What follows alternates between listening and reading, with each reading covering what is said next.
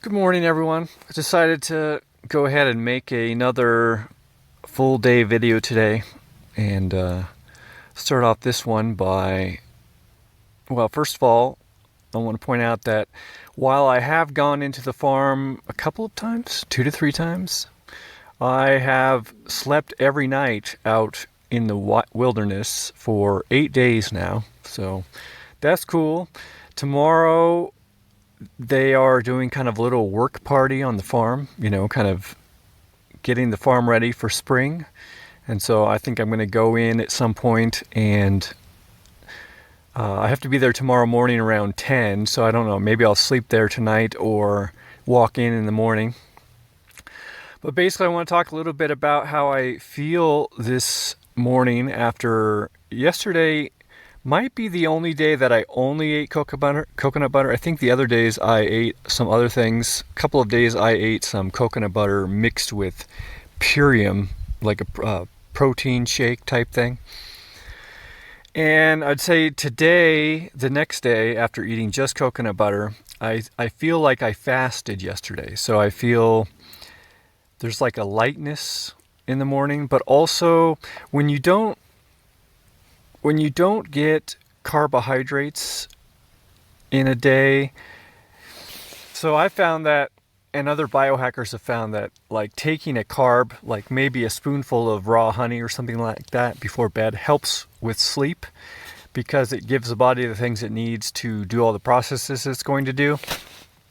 And so I feel like maybe I didn't sleep as good because I didn't have any carbs. And usually I'll have like rice and beans, right? So I'm getting a lot of carbs, and I'll have that in the evening, and so that's going to affect my sleep. It's going to improve my sleep, but I didn't get that. So also I feel a little bit like lazy, like I feel like I have enough energy to do anything that I would want to do today, but there's a tendency to want to preserve that energy. So I'm thinking, well, I should walk to a place where I can go watch the sunrise, and I probably will, but I feel in my body this sensation of, yeah, but we could just lay here. So also there is a nice feeling to this conserving mode that the body goes into. I'm a person who has kind of chronic tension in certain parts of my body, but when I go into this fasting mode, those tense points in my body all relax themselves because it's drawing energy when you're holding a muscle tension, and if you're holding it all the time, you're constantly drawing energy. So anyways, I think that's a good thing, though I am thinking I should probably find some way to easily incorporate more carbs than the coconut butter brings. It does have carbs in it, but not a huge amount. So either I could get used to that lowered amount of carbs, or I could find another source. And ideally it's a source which I don't have to cook, because I don't like having to do that every day, like find firewood and process it and start it and all that type of stuff. I just prefer to remove that extra chore from my life. And back in the day, some of you remember the Lazy Man Survival Food video where it was just I had instant rice. Instant rice you can just eat, right? It's like crunchy, but it's already cooked basically and then dehydrated. And then I would take a scoop of peanut butter and I would dip it in the instant rice, and then I would eat that, and that was my meal. And so that worked pretty good, actually. So maybe I don't know about the peanut butter, although peanut butter does sound pretty good right now. But instant rice, maybe I'll pick up a box of that and see how it goes. The nice thing about it is, again, you can eat it dry. Also, you can just soak it. So backpackers have there's this whole community in backpacking. I can't remember what it's called, but it's basically all about soaking your food. So they've kind of developed this whole menu of foods that you can put together and you just soak them. So in the morning, you'll have a container, you'll put them in, you'll add water to it, and in the evening, it's ready to eat. So maybe I'll play around with that again, thinking add some of those spices to it. Yeah, anyways, so that's what's going on. And now I'm just thinking if I'm going to go into the farm tonight and sleep there, or if I'm going to walk in the morning. So right now I'm leaning towards sleep at the farm tonight, but you know me, you can tell from these last, I don't know, 7-8 videos that I tend to change my mind a lot about what I'm going to do, so who knows? Oh yeah, on the food thing, also I was thinking raw honey would be good, because raw honey basically is never going to go bad.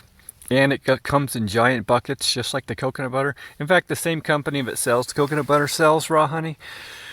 The issue, and the only issue, actually, is that honey will attract animals, so I don't know. Seems kind of dangerous. Oh my gosh, it started raining, sprinkling a little bit. That's not what the forecast said. They lied to me. Anyways, so now I'm thinking maybe I should just pack up all my stuff before it gets soaking wet and start walking in. So I think that's what I'm gonna do. Time lapse time.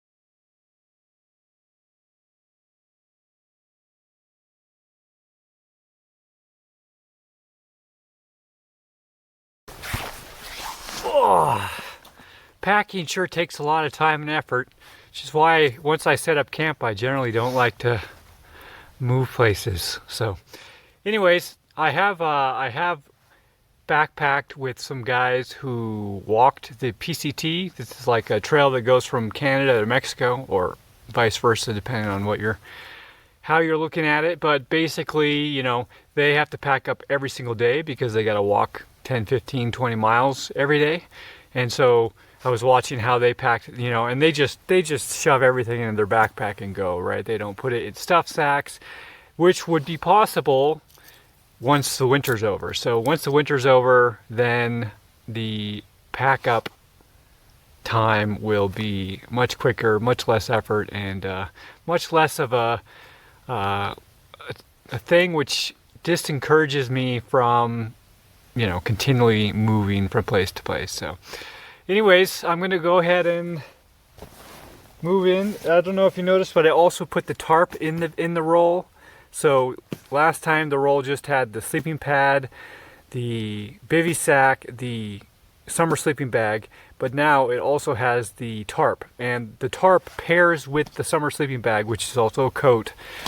And well, it's not a tarp, it's a poncho. But anyways, they pair together and they actually fit perfectly together. So you can even use that as you can use the poncho over the summer sleeping bag as sort of like a bivy. So you could have just the summer sleeping bag and the poncho and sleep on the ground without a shelter and be protected from the rain. So anyways, my entire shelter and sleeping system, except for the winter stuff, rolls up in this little thing here. And I didn't do a very neat job. It's got stuff sticking out, but maybe next time.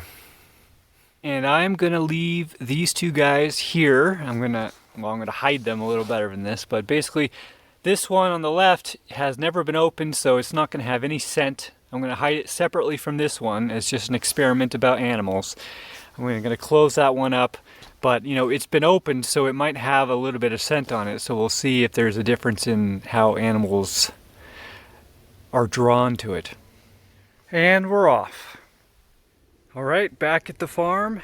Man, when I'm hauling around a heavy backpack, you know, all I can think about is like, oh man, I can't wait till the sun's much warmer and I don't have to carry this 4-pound sleeping bag. And oh, it'd be nice to get a new backpack, which is like 2 pounds lighter.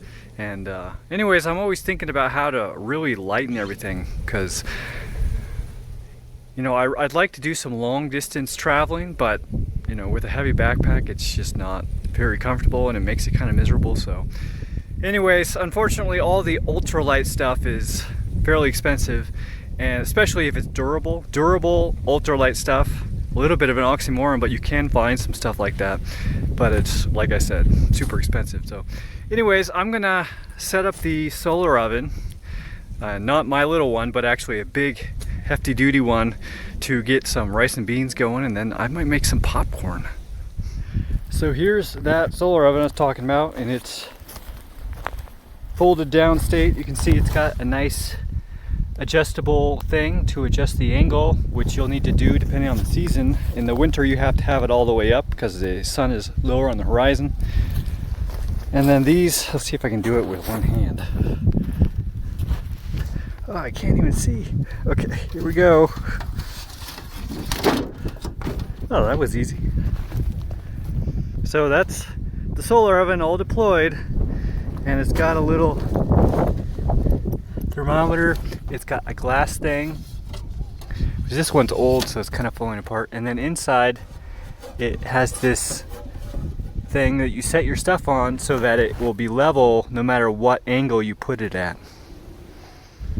Alright, here's my bucket of rice, mung beans, lentils, and quinoa. I'm going to take 2 big handfuls, put it in this silicone. This is, look at this thing is, I don't know what you call it, flexible.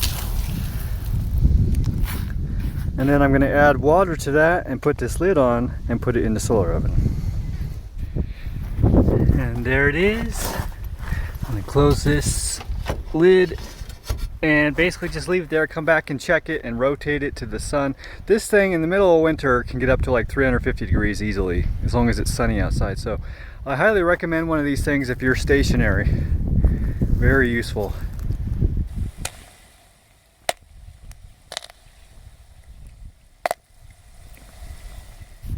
So I'm guessing it's about 30 to 40 minutes later, and it's up at over 250 degrees already. Oh, well water. I don't have to treat it.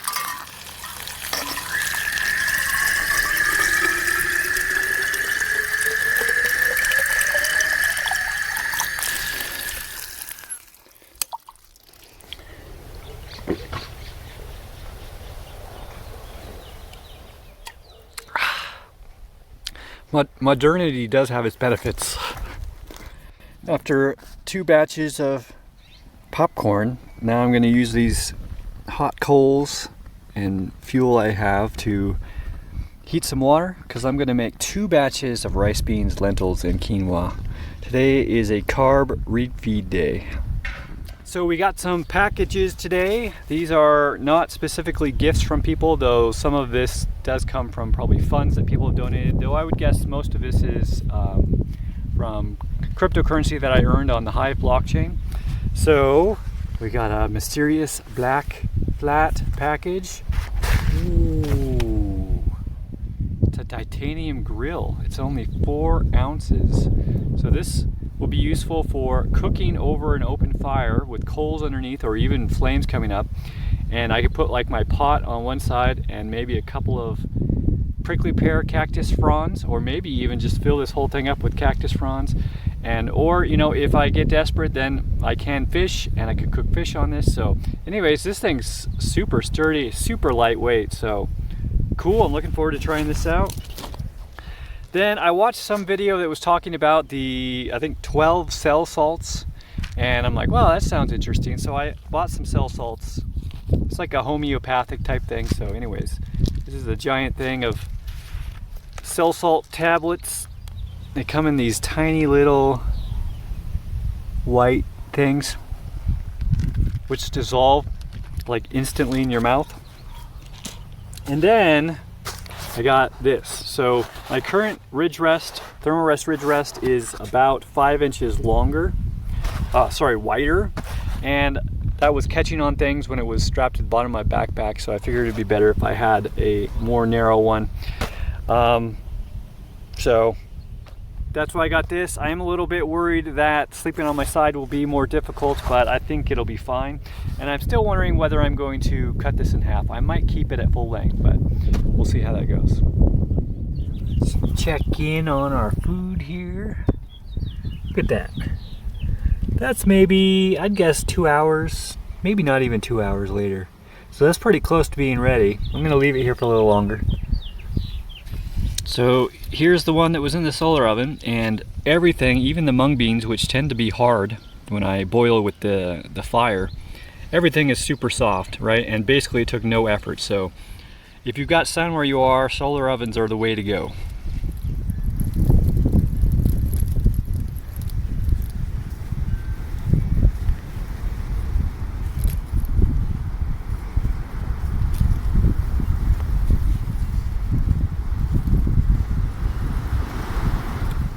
Sure is getting windy.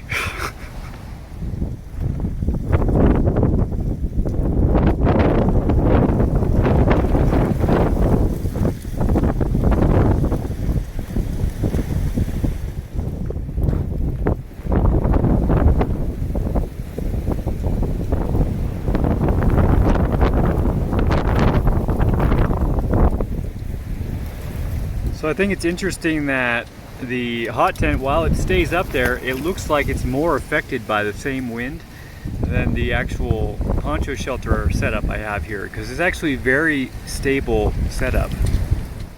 So I'm editing my video for today, and I realized that I didn't end the video, so I'm ending the video.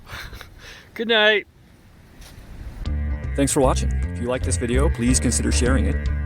If you'd like to help me out in a more substantial way, you can learn how to do so at cahlen.org/gift. And if you'd like to have a one-on-one conversation with me, whether publicly or privately, you can learn how to do so at cahlen.org/one-on-one. Thanks again for watching.